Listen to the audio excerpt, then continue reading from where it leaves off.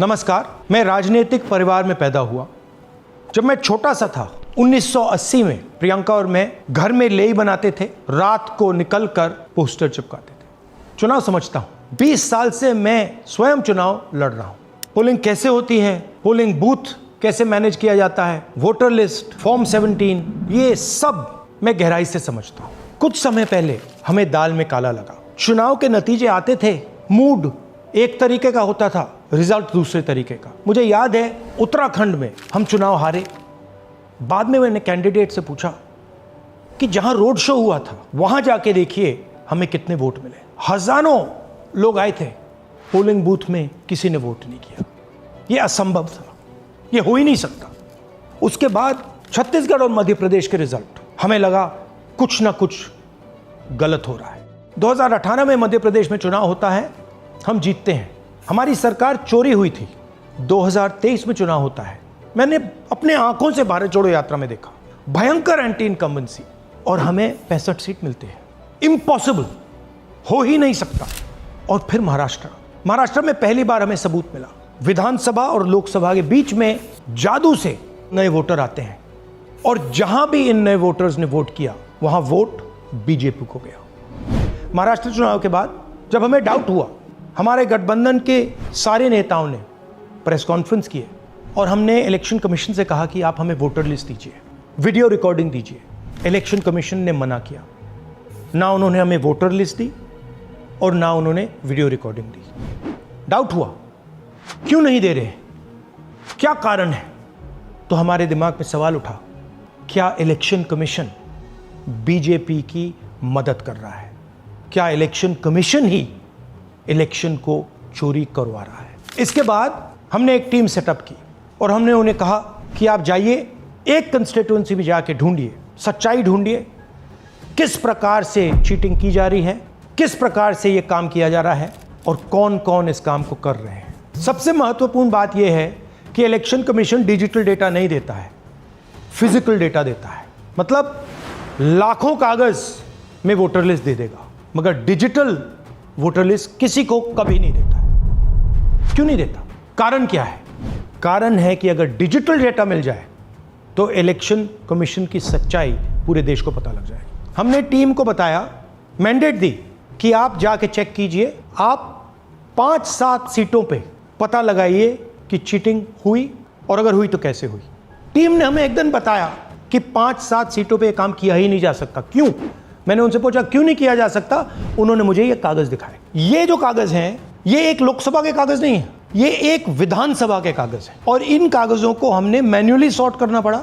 और पूरा का पूरा काम जो हुआ है, इसमें 6 महीने लगे हैं, और एक असेंबली सीट में हम ये काम कर पाए हैं। क्यों? क्योंकि डिजिटल डेटा नहीं दिया जाता। अगर इलेक्शन कमीशन ने हमें डिजिटल डेटा दिया होता तो हम ये कार्रवाई पूरे देश में, हर लोकसभा में, हर विधानसभा में 15 मिनट में करके दिखा देते। हमारे पास अनलिमिटेड रिसोर्सेज नहीं है, इसलिए हमने ये रिसर्च सिर्फ एक लोकसभा में, एक विधानसभा सीट में की। मगर मुझ में अब पूरा भरोसा है कि ऐसी 100 से ज्यादा सीटें हैं हिंदुस्तान में। जो यहां हुआ है उन सीटों में भी हुआ है। और याद रखिए, अगर बीजेपी को 10-15 सीटें कम आती तो आज नरेंद्र मोदी प्रधानमंत्री नहीं होते, इंडिया गठबंधन की सरकार होती। जांच ने 5 तरीके की चोरी पकड़ी है। डुप्लीकेट वोटर, जिसका मतलब एक वोटर के नाम वोटर लिस्ट में अनेक जगह आ रहे हैं। फेक एड्रेस, मतलब एड्रेस है ही नहीं या फिर house number 0। Bulk voter in single address, मतलब एक छोटे से घर में 40, 50, 60 लोग रह रहे हैं। इनवैलिड फोटोज, छोटी सी फोटो है या फिर फोटो ही नहीं है, और वो जो छोटी फोटो है वो दिखती भी नहीं है। कौन है, किसका चेहरा है, नहीं पता लग सकता। Misuse of form 6। Form 6 first time voters के लिए होती है, मतलब जिनकी एज 18-20 साल की हो, मगर वोटर लिस्ट में 90 साल के लोग फॉर्म 6 का प्रयोग कर रहे हैं। चुनाव में 6,50,000 वोटर थे, उसमें से 1 लाख चोरी के थे। अब मैं आपको 5 उदाहरण देता हूं। ये देखिए, गुरकीरत सिंह डांग, इसका नाम 4 अलग अलग बूथों पे आता है। ये कैसे हुआ और क्यों हुआ?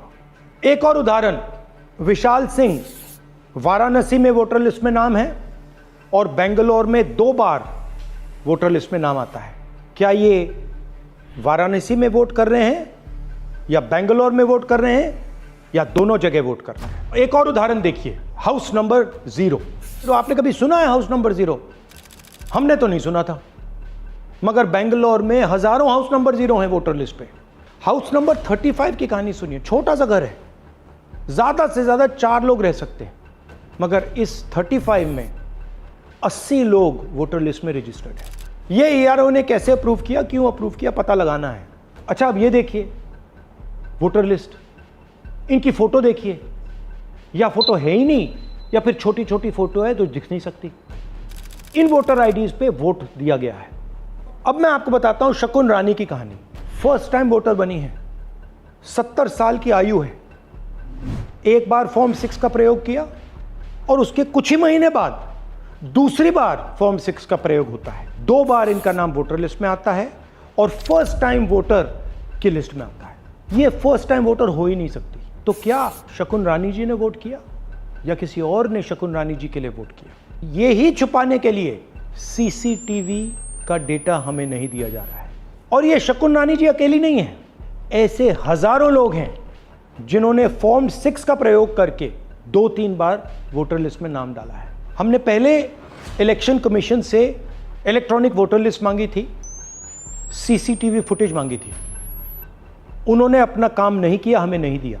फिर हमने अपना इन्वेस्टिगेशन कराया, आरटीआई भरे और हमारे पास डेटा आया। भाई और बहनों, सच्चाई यह है कि हिंदुस्तान में इलेक्शन कमीशन और बीजेपी मिलकर इलेक्शन चोरी कर रहे हैं। यह पूरा का पूरा सबूत ब्लैक एंड व्हाइट में आज हमने आपको दिया है। इलेक्शन कमीशन जानता है कि हमने उनकी चोरी पकड़ ली है, इसीलिए एसआईआर आया है। यह एसआईआर जो है इंस्टीट्यूशनलाइज चोरी है। इलेक्शन कमीशन खुलकर बिना डरे बीजेपी के साथ मिलकर चोरी कर रहा है। और ये जो एसआईआर है, इसका लक्ष्य गरीबों का जो हक है, उनका वोट जो है, उनसे चोरी करने का है। मैं आपको एक और बात बताना चाहता हूं। इस पूरी इन्वेस्टिगेशन में हमने वोटर एडिशन को देखा है, मगर जितना एडिशन होता है शायद उससे ज्यादा डिलीशन होता है, सबट्रैक्शन होता है। तो ये सिर्फ एक मेन तरीका हमने पकड़ा है, दूसरे तरीके पे हमने इन्वेस्टिगेशन की ही नहीं अभी। मैं इलेक्शन कमीशन और इलेक्शन के ऑफिसर्स को साफ कह रहा हूं, आप जो कर रहे हो गलत कर रहे हो, ये ट्रीजन है, देश के खिलाफ है। ये मत भूलिए, टाइम आएगा हम आपको पकड़ेंगे, बचने वाले नहीं हो। It is critical that we expose voter चोरी।